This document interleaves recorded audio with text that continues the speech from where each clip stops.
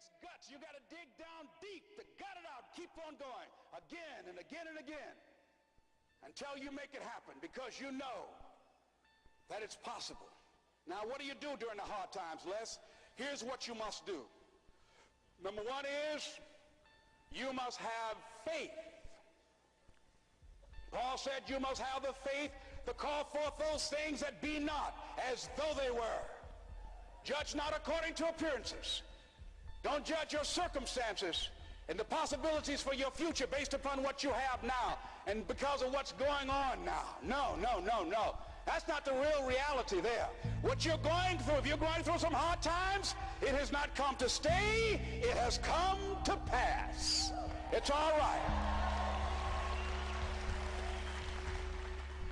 Now, second thing is, repeat this after me. Something you should affirm to yourself every day. Repeat this, please. No matter how bad it is or how bad it gets, I'm going to make it.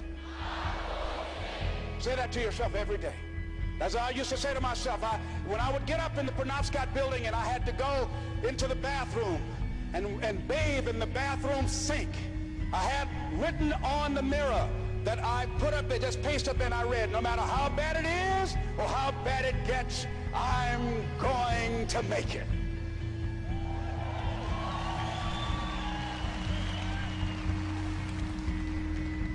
So you got to have faith. You talk to yourself. You say that affirmation. The next step is you must have patience and engage in consistent action.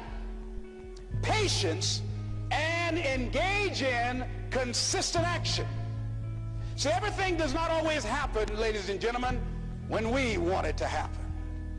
It doesn't happen quickly. So in that process, they have something in the Far East called the Chinese bamboo tree. The Chinese bamboo tree, every day it has to be watered and fertilized. It's a very hard nut, and it takes 5 years of watering and fertilization every day, according to American Geographics, before it breaks through the ground. At any time, if the watering process and the nurturing and the fertilization process is stopped, the Chinese bamboo tree will die in the ground. Now, once it breaks through in that 5th year, then in 6 weeks it grows 90 feet tall. Now the question is, does it grow 90 feet in 5 years or 6 weeks? The answer is obvious. It takes 5 years. That's how long it took to grow it, to build that foundation, to nurture it, to water it, to build the reputation, to build the credibility, to learn the market, to learn people, to learn yourself, to learn the system, to learn how to do it, to figure it out. That's why you must have patience and engage in consistent action. We live in a world, ladies and gentlemen, where people want instant gratification.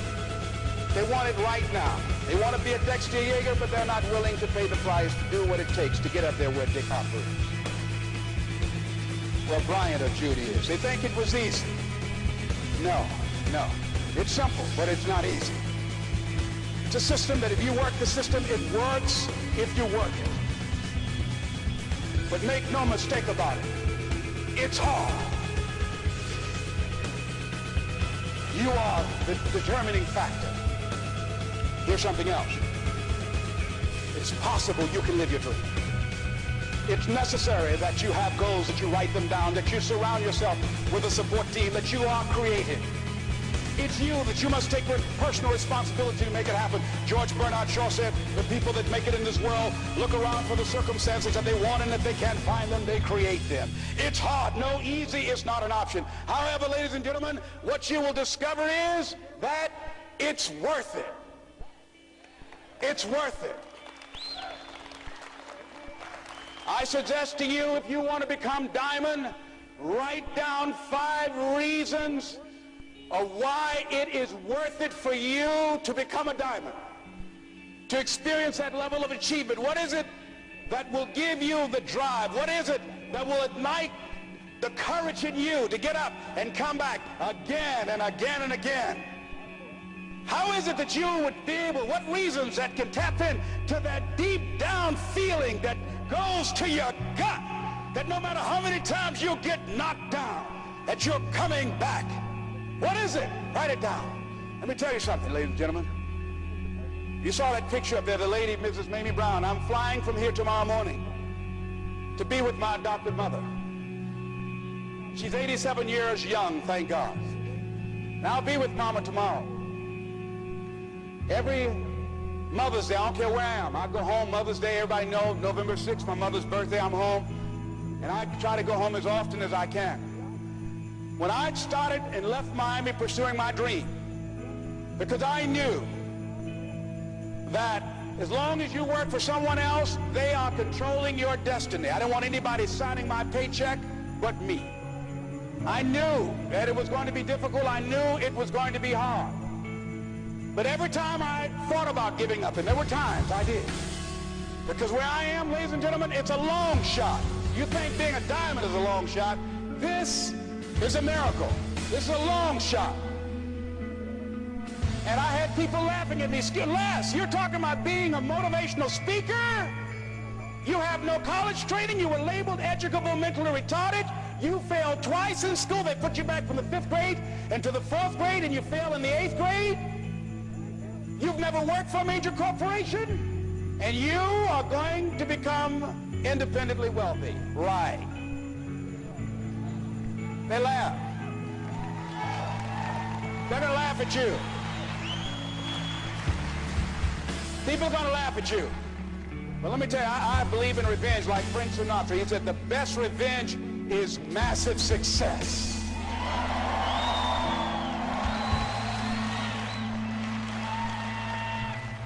Ladies and gentlemen, when I was driving around with my mother and she saw a house, we were just looking for homes, and we drove an exclusive area of Miami where the coach of the Miami Dolphins, Don Shula, lives in that area called Country Club.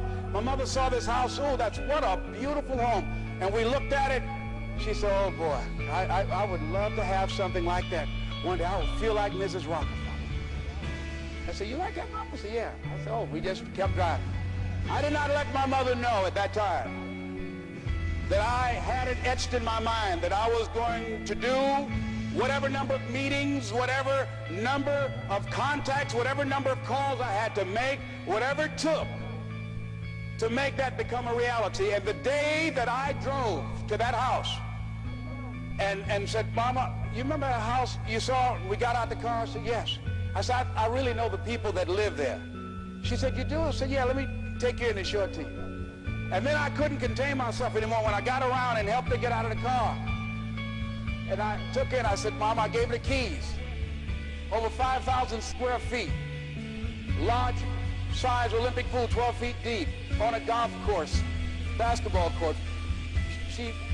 I said, Mama, this is for you. And ladies and gentlemen, to see my mother walk around this house, this woman who only has a 3rd grade education, never had any children of her own.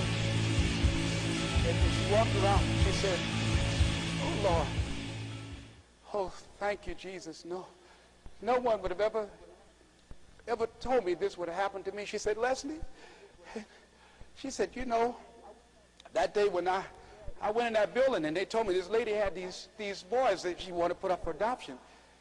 And I told them, I said, I'll take them. And she said, ladies, she said, raise your hand and swear to me 2 things. I said, what is it? She said, swear to me you won't separate them. She said, oh no, I swear. I'll keep them together, I swear. I've never had no children, I swear I'll keep them together. She said, swear to me, lady, that you won't ever tell them about me. She said, I'm married and I got pregnant while my husband was at war. She said, swear to me you won't tell. She said, I swear I won't tell. She said, okay, you can have them. She said, when I came out that house, I was looking at y'all. She said, I didn't know how I was going to do it. She said, I was working at the M&M cafeteria. She said, I didn't know how I was going to raise y'all. I just knew somehow the Lord would make a way somehow. And I never thought this would happen to me.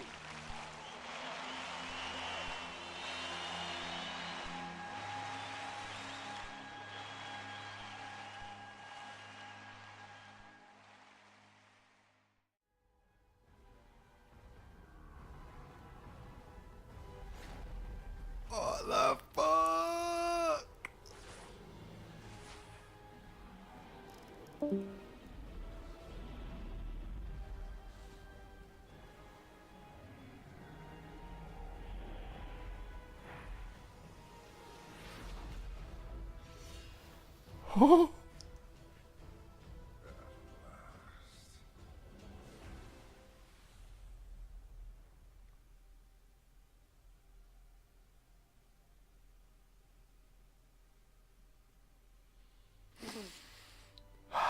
That's how I feel, Belen, after killing that fucking boss.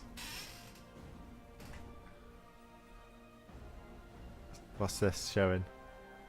Ho ho!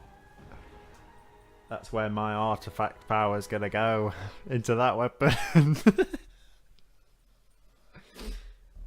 Fucking hell, that's pretty sick.